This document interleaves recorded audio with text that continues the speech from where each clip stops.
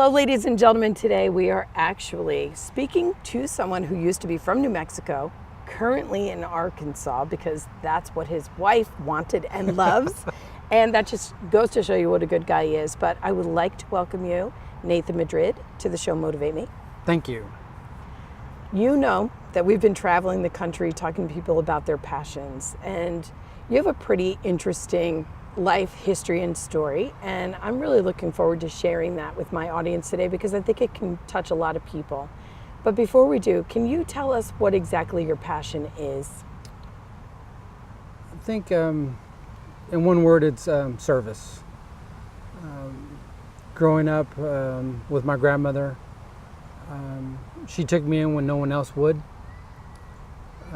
when I was an infant, and she had this thing about saying I love you. When my grandfather walked out on her, she said, that's the last man I'll ever say I love you to. So when I would ask her, Grandma, or I'd call her Mom, how come you don't say I love you? And she said, well, I show you every day that I love you in the service that I do for you. You know, the warm home-cooked Mexican meals that I prepare for you. The clothes on your back, the roof over your head. When you look around, and you see all these things, that means I love you.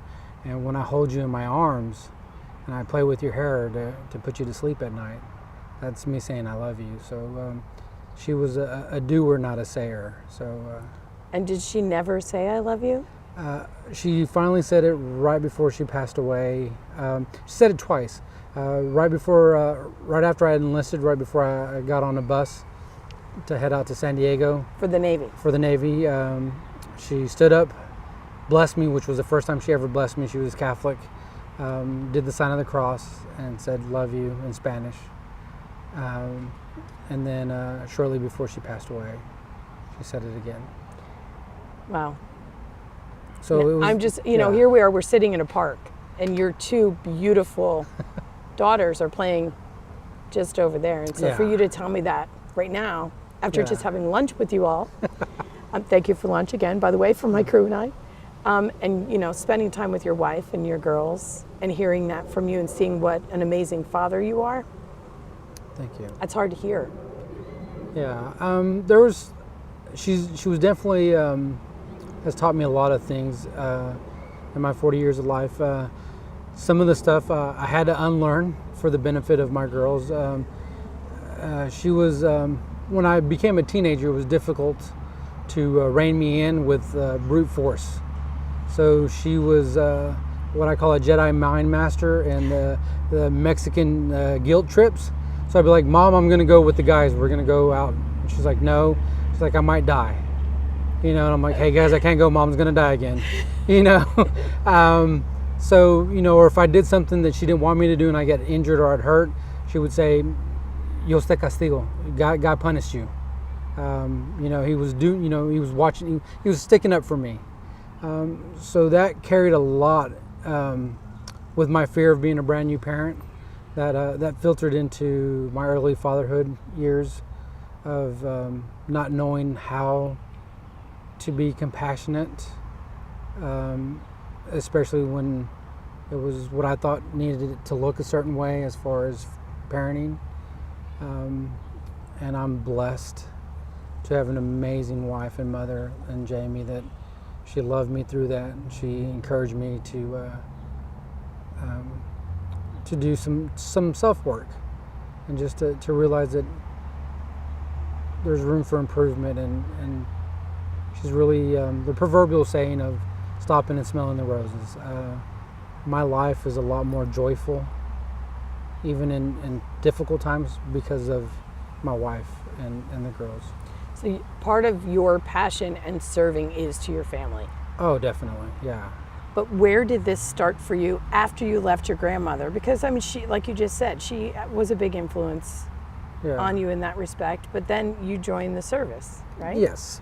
I kind of joined the service because of my uncle, and I was mature enough to know that I was immature to go to college and to pull it off. I was a C-level student in high school, and I didn't I didn't know for sure what I wanted to do at the time, and I thank God that He had His hands over me, and He kind of guided me into the medical community at an early age.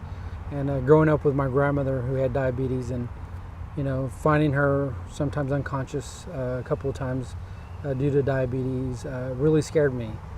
And one of my biggest nightmares was we'd be driving in a car, and I look over and she'd be there, and then I look back and then she'd be gone, and it's just me traveling in this car by myself, and I didn't have control of the steering wheel, or I was a kid, so I was always afraid of losing her. So when you were in the service, you became a nurse? Yes. Started out as a corpsman, and then got training, did about 9 years, and when I met Jamie, she had encouraged me to start going to school, and within a year I had my associate's degree, and then I applied for an officer's program and I got selected, and then went to Texas A&M Corpus Christi for my nursing degree. So what do you think your biggest challenge was when you said, you know what, I'm going to take a step? I mean, it's easy to say my wife encouraged me, Yeah. but you're the one who had to take the steps. You're the one who had to earn the degree. And I mean, a nursing degree is impressive, especially everything you're talking about with your childhood and probably battling a little bit, maybe confidence issues and other things. But it was you who said yes to that, right? You who took the step forward. So what kind of challenges do you think you faced and overcame? I definitely believe self-image. My grandmother raised me not to be very braggadocious. She would always say, if you're good enough, people will tell me. You don't have to tell me. I'll hear from other people. Conversely, if you're not doing good, I'll hear from other people. That's the guilt. The guilt. Yeah, you got the guilt. It was always the other side of the coin as well. So I was actually struggling in my naval career in the enlisted community, and I often joked it was easier for me to pick up a commissioning program than it was for me to pick up E5. So just having that faith, I think having faith to put in the package. And I remember working on the package. It was around 9/11. Jamie and I had just bought a computer from I think it was like the Home Shopping Network. It was a compact computer, and I was in there plugging away, and I'm like, they're never going to accept me. And Jamie was like, you can do it, let them tell you no. And I'm just like trying to think of, because it asks you, why do you think you would be a naval officer and a Navy nurse? Like, what about you, So I'm sitting there. What'd you say? I use my my experience of who I am and my passion for serving others, my abilities to speak Spanish, to think well under pressure, to handle dying and disease.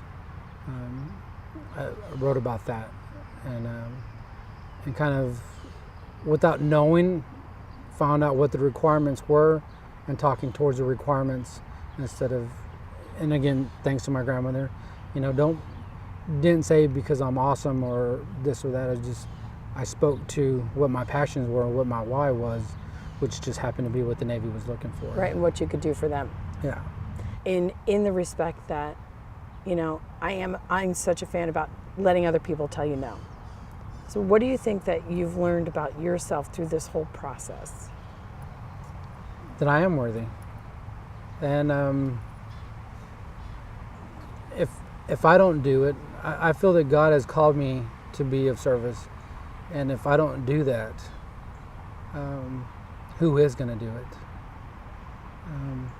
And then when I was younger, I heard a story, and it might have been my grandmother or someone through the church telling me that one day after the resurrection, Jesus and Peter were talking, and Peter was scared. And then Jesus said, okay, and he turns around and walks off, and he picks up a cross again. And Peter's like, what are you doing? He's like, well, I'm going to go get crucified again, because you're not going to do what you need to do, so I need to go do it again. And again, it could be that guilt thing, But it's given me the strength and the courage to say, hey, I can do it, I get to do it, and I choose to do it.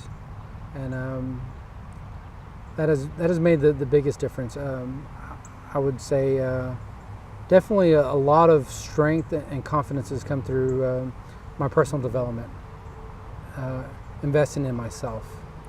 And your journey in the Navy has brought you to so many places, including Guantanamo Bay. Yes. Where you were dealing with what there? Those that we don't speak of, the terrorists, Al Qaeda, the detainees that we have there. Because I really think in all the forms of service that we're referring to here, that people need to understand that sometimes service really pushes you and tests you and makes you look at your own morals, your values, to serve other people, especially in the United States military. The situations that you face, this isn't just, packing up lunches and serving them to the elderly. This is, you were forced to be away from your family. This is, willing to lay down your life if need be, yes. Right? Because even though you're a nurse in the Navy, you're still in situations that most people would not want to find themselves in, situations that push your mental strength as well, right? Yeah, and like just the nursing aspect. As a nurse, I've had bodily fluids on me before. When I was in Guantanamo Bay, Cuba, I actually had a terrorist make a concoction of fecal matter, urine, God knows what else, and actually throw it in my face. That was pretty devastating. For about 2 weeks, my eyes burned. I couldn't take a deep breath without feeling it, smelling it, tasting it. So much to where it was difficult for me to go to the restroom. And then when I came home, Emma she was just a year old. And then I found it difficult to change her diapers at times. So what is your overall thought on people serving? Because, this is such a spectrum, Nate. Yeah. I've been very, very blessed to be around some amazing father figures in my life. Brian Bulkey, Jordan Kemper, Norm Bryant, to name a few, who speak of service a lot. And through their actions, I've been blessed to see that service.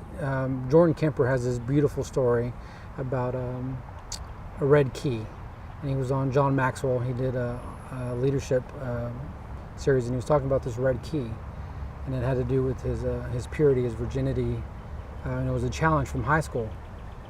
And he talked about how he was dating, and a lot of people, situations that came up that he could have potentially lost his red key. But he said, I knew later on in life I would be looking at my bride walking down the aisle, and I wanted to give her a gift like no other.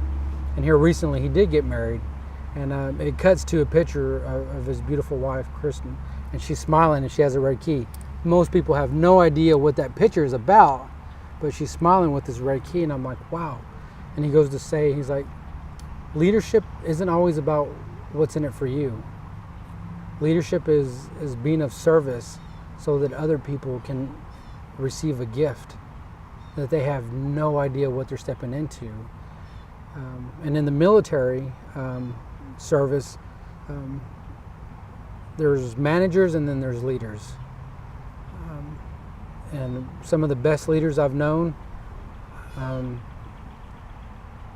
I wouldn't have even realized they were good leaders, except that everything was perfect. Like things ran smoothly. When I had a bad manager, everybody knows. Life is horrible, morale is down.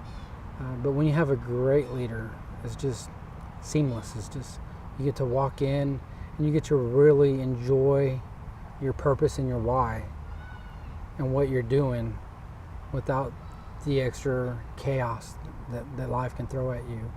And that's what I think service is being able to provide an environment, a space, an opportunity so that other people can live in their why and not have to focus on the drama. What kind of advice would you give my listeners about pursuing their passions? Live it to the fullest. Nothing is ever promised. And you never know, when your last breath is going to come. Seen that in the military and in nursing, people that are standing by loved ones saying, I wish I had more time. I wish I would have done this. People that have been in freak accidents, wishing that, if I could just walk again, or if I could just do this or do that. Do it today. Do it now. Being tired is one thing. Missing out on something amazing, like a play date with your kids, that's a price it's very difficult to pay at times. Thank you so much for talking with me today. Thank you. It has been an honor. And I talk to you, and I talk to you, and I talk to you, and I talk to you, and we love, and we hate, and we demonstrate, we try to relate. This is my breakthrough. Whoa. Said now, this my breakthrough. Whoa. Oh man, this my breakthrough.